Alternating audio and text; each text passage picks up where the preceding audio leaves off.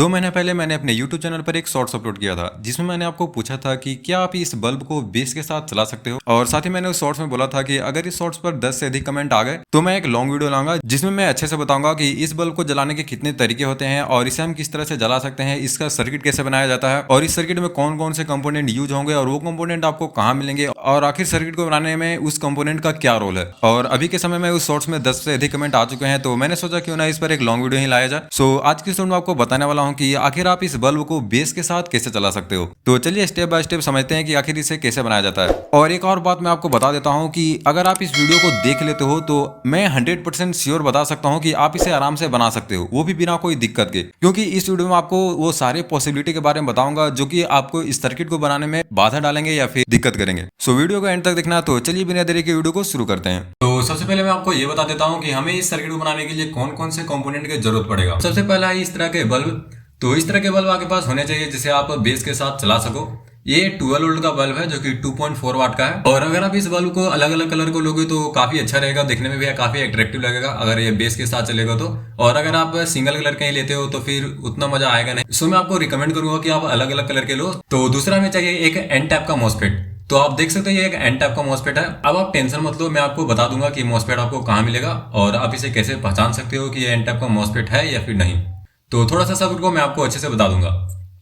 तो 2 चीजें हो चुके हैं, अब हमें तीसरा चीज चाहिए जो कि है 12 वोल्ट का पावर सप्लाई। 12 वोल्ट का पावर सप्लाई हमें इसलिए चाहिए क्योंकि हमारा जो बल्ब है वो 12 वोल्ट का है, इसलिए हमें पावर सप्लाई भी 12 वोल्ट का चाहिए। तो मेरे पास 12 वोल्ट का पावर सप्लाई तो फिलहाल नहीं है, इसलिए मैंने कुछ जुगाड़ लगा करके यहाँ पे 12 वोल्ट लिया है। मेरे पास एक लैपटॉप का चार्जर है जो कि 19 वाट का आउटपुट करता है, पर मुझे 12 वोल्ट चाहिए इसलिए मैंने 7812 का एक रेगुलेटर लगा दिया है। अब यहाँ पे मुझे 12 वोल्ट मिल रहा है। मैं आपको चेक करके दिखा देता हूँ, जैसे कि आप देख सकते हो यहाँ पे 12 वोल्ट आ रहा है। तो आप देख सकते हो यहाँ पे 12 वोल्ट आ रहा है।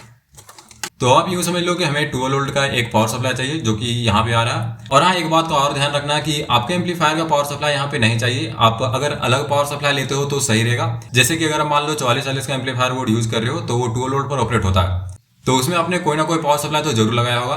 तो आपको वो वाला पावर सप्लाई नहीं लेना है, इसमें आपको अलग से एक पावर सप्लाई लेना पड़ेगा जो कि 12 वोल्ट का होना चाहिए। तो आप देख सकते हो ये 12 वोल्ट का पावर सप्लाई है। आप अगर एम्पलीफायर वाला पावर सप्लाई यूज करते हो तो उससे बहुत सारे दिक्कत आ सकते हैं, जैसे कि ये बल्ब बिना बेस के साथ चलेगा, मतलब कि ऑटोमेटिक ही हमेशा ऑन रहेगा और जब बेस आएगा तब थोड़ा थोड़ा डिम होगा जो कि देखने में अच्छा लगेगा नहीं। सो इसलिए अगर आपके पास एक अलग सा पावर सप्लाई है 12 वोल्ट का तो बहुत अच्छी बात है।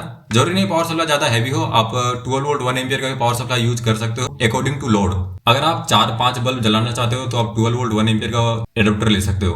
तो ये 3 चीज हो चुके हैं, पहला बल्ब, दूसरा मॉसफेट और तीसरा 12 वोल्ट का पावर सप्लाई।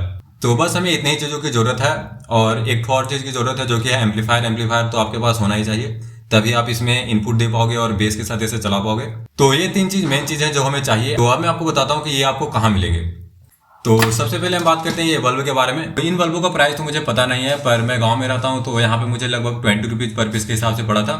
वैसे अगर आप इसे ऑनलाइन परचेस करते हो तो आपको 13 या 14 रुपए पड़ेगा। अगर आप इसे बाय करना चाहते हो तो मैं इस वीडियो के डिस्क्रिप्शन में इसका लिंक दे दूंगा, आप वहां से बाय कर सकते हो।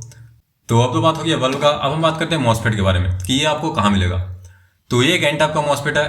तो पहले मैं आपको ये बताता हूँ कि मॉसफेट आपको मिलेगा कहाँ, और फिर मैं आपको बताऊंगा कि आप कैसे पहचान सकते हो कि एन टाइप का मॉसफेट है या फिर नहीं। तो ये जो एन टाइप का मॉसफेट है वो इन्वर्टर का सर्किट में लगा होता है, या फिर अगर आपके पास एसएमपीएस है तो उसमें भी ये लगा होता है, एडाप्टर या फिर इन्वर्टर का सर्किट और बहुत सारी चीज़ों में लगा होता है। जैसे कि वेरिएबल पावर सप्लाई अगर आपके पास खराब है तो उसमें भी बहुत सारे मॉसफेट लगे होते हैं, तो वो भी एन टाइप के मॉसफेट होते हैं। और इस एन टाइप के मॉसफेट को मैंने इस होम यूपीएस के सर्किट से निकाला है। आप देख सकते हो यहाँ से मैंने इसको निकाला है। आपको ये देखने में ठीक लग रहा होगा, पर ये पूरी तरह से डेड हो चुका है क्योंकि इसका माइक्रो कंट्रोल खराब है, तो इसीलिए मैंने इससे ये निकाल लिया है। ये भी एन टाइप का मॉसफेट है, मैं आपको प्रूव भी करके बताऊंगा कि एन टाइप का मॉसफेट है या फिर नहीं। तो इसे मैंने इससे निकाला है। और अगर आपके पास भी सर्किट है इन्वर्टर का सर्किट तो आप उससे निकाल सकते हो। यहाँ पर ही आपको नंबर अलग दिख रहा होगा। आप अगर इन्वर्टर के सर्किट से निकालते हो तो ज्यादातर इन्वर्टर के सर्किट में P55 या फिर Z44N मॉसफेट लगा होता है जो कि एन टाइप मॉसफेट होता है। और अगर मान लो आपके पास इन्वर्टर का सर्किट भी नहीं है, कोई एसएमपीएस भी नहीं है, कोई एडाप्टर भी नहीं है, तो आप ये जुगाड़ कहाँ से करोगे। तो आप किसी भी रिपेयरिंग इलेक्ट्रॉनिक शॉप पर जाकर के वहां पर आप बोलना कि मुझे Z44N या फिर P55 का मॉसफेट चाहिए, तो वहां पे वो इजीली मिल जाता है। क्योंकि अगर वो इन्वर्टर को रिपेयर कर रहे हैं तो उनके पास ये मॉसफेट तो जरूर होगा, तभी वो रिपेयर कर पा रहे हो, क्योंकि इन्वर्टर में ज्यादातर ये खराब होता है। वैसे वो बात की बात है। ये तो पता चल गया कि ये मॉसफेट आपको कहाँ मिलेगा। अब दूसरी बात, अगर आपको P55 का मॉसफेट या फिर Z44N मॉसफेट नहीं मिला तो आप कैसे पहचान सकते हो कि ये एन टाइप का मॉसफेट है या फिर नहीं। तो जैसे कि अगर आप यहाँ पे देखोगे तो ना ही ये P55 का मॉसफेट है और ना ही Z44N का। जैसे कि यहाँ पे लिखा हुआ है IRLB4132, तो ये मॉसफेट का नंबर है। अब सिंपल से क्या करो, आप इस मॉसफेट के नंबर को गूगल पर सर्च करो। जैसे कि मैं यहाँ पे सर्च कर रहा हूँ IRLB4132 is an type MOSFET और नॉट। तो अब आप देख सकते हो यहाँ पे सर्च होने के बाद यहाँ पे आ चुका है। अब यहाँ पे साफ साफ लिखा हुआ है कि ये एन टाइप का मॉसफेट है। तो आप इस तरह से पहचान सकते हो कि एन टाइप का मॉसफेट है या फिर नहीं। तो ये दो चीज हो चुके हैं। अब आपको चाहिए एक 12 वोल्ट का पावर सप्लाई। तो 12 वोल्ट का पावर सप्लाई बैटरी भी ले सकते हो, जैसे कि लेड एसिड बैटरी होता है वो भी 12 वोल्ट का होता है, तो आप उसका भी यूज कर सकते हो। नहीं तो आप किसी भी इलेक्ट्रॉनिक शॉप पर जाकर के एक 12 वोल्ट का पावर सप्लाई परचेस कर सकते हो। आपको 150 रुपये या 200 रुपये के लगभग मिल जाएगा। वैसे मुझे प्राइस पता नहीं एग्जैक्ट, और अगर आप चाहो तो मैं इसका भी लिंक अपने डिस्क्रिप्शन बॉक्स में दे दूंगा, आप वहां से जाके परचेस कर सकते हो। तो पावर सप्लाई भी आपको मिल चुका है। तो अब हमें इस सर्किट को बनाना है। तो इस सर्किट का कनेक्शन काफी इजी है। तो इस सर्किट का सारा कनेक्शन इस मॉसफेट में होने वाला है। तो चलिए मैं आपको इस मॉसफेट के बारे में बताता हूँ। तो इस मॉसफेट का ये जो फर्स्ट वाला पिन है इसे बोलते हैं गेट, और दूसरा होता है ड्रेन, और तीसरा होता है सोर्स। तो गेट वाले पिन में इनपुट दिया जाता है, ड्रेन वाले पिन से हम आउटपुट लेते हैं, और सोर्स वाले पिन में हम ग्राउंड या फिर नेगेटिव सप्लाई को कनेक्ट करते हैं। तो मैं आपको रफली आइडिया बता देता हूँ कि इसे कनेक्ट कैसे करना है। तो सबसे पहले यहाँ पर ग्राउंड कनेक्ट होगा, मतलब 12 वोल्ट नेगेटिव सप्लाई जो रहेगा वो यहाँ पर कनेक्ट होगा। यहाँ पर ये बल्ब का नेगेटिव पॉइंट यहाँ पर जुड़ेगा, मतलब ड्रेन में, मतलब कि आउटपुट तो हमारे ये बल्ब ही है, तो आउटपुट हम इसी को कनेक्ट करेंगे। तो इसीलिए इस बल्ब के नेगेटिव सप्लाई को हम यहाँ पर कनेक्ट करेंगे ड्रेन में। और ये जो फर्स्ट वाला पिन है गेट वाला पिन, इसमें हम इनपुट देंगे। अब इसमें इनपुट कैसे देना है वो मैं वीडियो के आगे बताऊंगा। तो चलिए फटाफट से अब इसके कनेक्शन करते हैं। तो सबसे पहले हम कनेक्शन करेंगे पावर सोर्स का। तो ये रहा वो वायर जिसमें 12 वोल्ट आ रहा है। इसके कनेक्टर को मैंने कट कर दिया ताकि सोल्डिंग करने में ज़्यादा दिक्कत ना हो। तो सबसे पहले हमें इसके नेगेटिव सप्लाई को कनेक्ट करना पड़ेगा, जैसे कि मैंने आपको बोला था ग्राउंड में हमें कनेक्ट करना पड़ेगा। तो सबसे पहले मैं इसके नेगेटिव सप्लाई को ग्राउंड के साथ कनेक्ट कर देता हूँ। अब हमें इसके बीच वाले पिन में आउटपुट को कनेक्ट करना है। तो आउटपुट हमारा है ये बल्ब। तो इस बल्ब के नेगेटिव वायर को हम इसके बीच वाले पिन के साथ कनेक्ट करेंगे, क्योंकि मैंने आपको बताया था कि इसका जो बीच वाला पिन है वो आउटपुट का पिन होता है, यानी ड्रेन का पिन होता है जो आउटपुट का पिन होता है। तो आउटपुट के पिन में हमें इसके नेगेटिव वायर को कनेक्ट करना है, क्योंकि ये जो सोर्स वाला पिन है ये ग्राउंड यानी नेगेटिव सप्लाई यहाँ पर कनेक्ट होता है, तो हमें आउटपुट में नेगेटिव भी मिलेगा। सो इसलिए इस बल्ब के नेगेटिव वायर को हम इस मॉसफेट के आउटपुट वाले पिन के साथ कनेक्ट करेंगे। तो अब आप देख सकते हो ये दोनों वायर कनेक्ट हो चुके हैं। ये बल्ब वाला वायर है, जैसे कि आप देख सकते हो ये बल्ब वाला वायर है। अब हमें इसके पॉजिटिव वाले वायर को इस बल्ब के पॉजिटिव के साथ कनेक्ट करना है, बल्ब के पॉजिटिव के साथ। तो सिंपली हम इसको कनेक्ट कर देते हैं। तो ये भी कनेक्ट हो चुका है। अब इस बल्ब में पॉजिटिव तो डायरेक्ट जा रहा है और नेगेटिव इस मॉसफेट के थ्रू जाएगा। अब इस बल्ब को कंट्रोल करेगा ये मॉसफेट। अब इसे ऑन और ऑफ करेगा हमारा एम्पलीफायर। अब एम्पलीफायर ऑन और ऑफ कैसे करेगा वो मैं आपको बताता हूँ। हमारे एम्पलीफायर से जो आउटपुट निकलता है वो नेगेटिव और पॉजिटिव दोनों में निकलता है। इट मीन्स हमारे एम्पलीफायर से जो आउटपुट निकलता है वो एसी सिग्नल निकलता है, मतलब नेगेटिव भी और पॉजिटिव भी। जब इस गेट पिन पर नेगेटिव सप्लाई होगा तब ये इसी तरह से ऑफ रहेगा, और जैसे ही इस पर पॉजिटिव सप्लाई आएगा वैसे ही ऑन हो जाएगा। अब आप इस मॉसफेट में जिस तरह का इनपुट दोगे आपको आउटपुट भी उसी तरह का मिलेगा।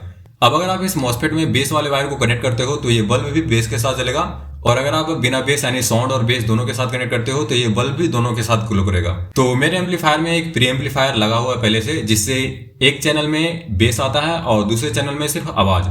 सो इसलिए मैं बेस वाले वायर को इसमें कनेक्ट करने वाला हूँ। मैं आपको दिखा भी दूंगा कि मेरे एम्पलीफायर से सिर्फ बेस निकल रहा है। अब हमें क्या करना है, हमारे एम्पलीफायर से निकलने वाले नेगेटिव वायर को हमें इसके साथ कनेक्ट करना है, नेगेटिव के साथ, और पॉजिटिव वायर को इसके साथ। तो ये रहा मेरे एम्पलीफायर से निकलने वाला आउटपुट वायर। ये नेगेटिव वाला वायर है और ये पॉजिटिव वाला। मैं आपको चेक करके बता देता हूँ कि इसमें सिर्फ बेस आ रहा है।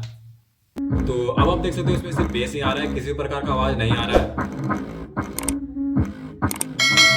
और ये वही वायर है जो वायर मैंने आपको बताया था, आप देख सकते हो। तो बस हमें अब इस वायर को इसमें कनेक्ट करना है, उसके बाद हमारा कनेक्शन पूरा हो जाएगा। चलिए फटाफट से इस वायर को इसमें कनेक्ट करते हैं। पॉजिटिव वायर को इसके गेट पिन के साथ कनेक्ट करना है। तो पॉजिटिव वायर को मैं गेट पिन के साथ फटाफट से कनेक्ट कर देता हूँ। हम इसके नेगेटिव वायर को इसके नेगेटिव के साथ कनेक्ट करेंगे। तो आप देख सकते हो इसका सारा कनेक्शन पूरा हो चुका है। अब मैं आपको इसके कनेक्शन को एक बार बता देता हूँ। तो ये रेड और ब्लैक वाला वायर है पावर सोर्स का वायर है, और इसके पॉजिटिव वायर को मैंने बल्ब के पॉजिटिव के साथ कनेक्ट किया है, आप देख सकते हो, और नेगेटिव वायर को इसके सोर्स पिन के साथ कनेक्ट किया है। ये मॉसफेट है, इसका पहला वाला पिन होता है गेट, दूसरा होता है ड्रेन और तीसरा होता है सोर्स। तो सोर्स पिन के साथ मैंने नेगेटिव सप्लाई को कनेक्ट किया है, आप देख सकते हो, और ये जो बल्ब है, इस बल्ब का नेगेटिव वायर मैंने इस मॉसफेट के बीच वाले पिन के साथ कनेक्ट किया है, क्योंकि ये आउटपुट का पिन है और आउटपुट पिन के साथ मैंने इस बल्ब को कनेक्ट कर दिया है, नेगेटिव वायर को। आप देख सकते हो ये नेगेटिव वाला वायर इसमें कनेक्ट हो चुका है इस बल्ब के साथ। और ये जो फर्स्ट वाला पिन है ये कंट्रोल का पिन होता है बोल सकते हो, और इसे कंट्रोल करेगा हमारा एम्पलीफायर।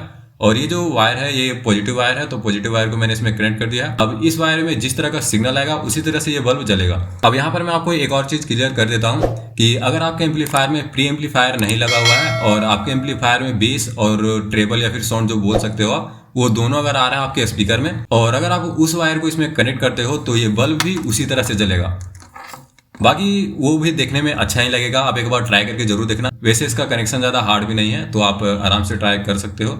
और इस सर्किट को और हम मॉडिफाई कर सकते हैं, जैसे कि गेट पिन पर हम एक रेजिस्टेंस लगा सकते हैं फिल्ट्रेशन के लिए, और कैपेसिटर भी जोड़ सकते हैं, और गेट और सोर्स के बीच हम एक हाई रेजिस्टेंस भी यूज कर सकते हैं। पर मैंने ये सिंपल से तरीके से आपको बताया है, एकदम सिंपल तरीके से। ये भी इस तरह से वर्क करेगा, तो उससे कोई दिक्कत नहीं है। और मैंने जो आपको पहले बताया था उस बात का ध्यान जरूर से रखना कि पावर सप्लाई आपको अलग अलग लेना है, सेम पावर सप्लाई नहीं लेना है। तो सारा कनेक्शन हो चुका है, तो चलिए हम इसे टेस्ट करके देखते हैं। अब आप इस अरेंजमेंट को और अच्छी तरह से सजा सकते हो, जैसे कि इसको और अच्छे से रखना उखना, वो मैं नहीं कर रहा हूँ, वो आप खुद से कर सकते हो। मेरे पास मोबाइल है तो इसका फ्रेम ज़्यादा बड़ा नहीं है कि मैं अच्छे से इसको फैला के रख सकूँ, तो इसलिए मैं इसी तरह से रख रहा हूँ जैसे तैसे। पर ये वर्क अच्छी तरह से करेगा, ये मैं आपको बता सकता हूँ। तो चलिए हम इस सर्किट को ऑन करते हैं और इसे करते हैं।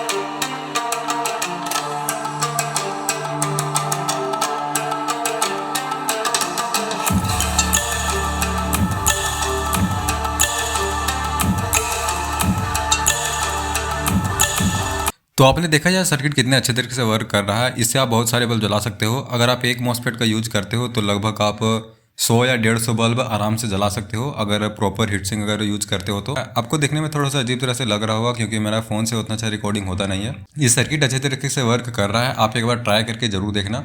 और इस सर्किट को बनाने में अगर आपको किसी भी प्रकार का प्रॉब्लम हो रहा है तो आप मुझे कमेंट करके पूछ सकते हो, मैं आपके कमेंट का जरूर से रिप्लाई करूंगा। और अगला वीडियो आपको किस टॉपिक पर चाहिए वो भी आप मुझे कमेंट करना। और हाँ, एक और बात, अगर आपके कोई फ्रेंड अगर इस तरह का सर्किट बनाने की सोच रहे हैं तो उन्हें ये वीडियो जरूर से शेयर करना, ताकि इससे उनका भी भला हो जाए और मेरा भी।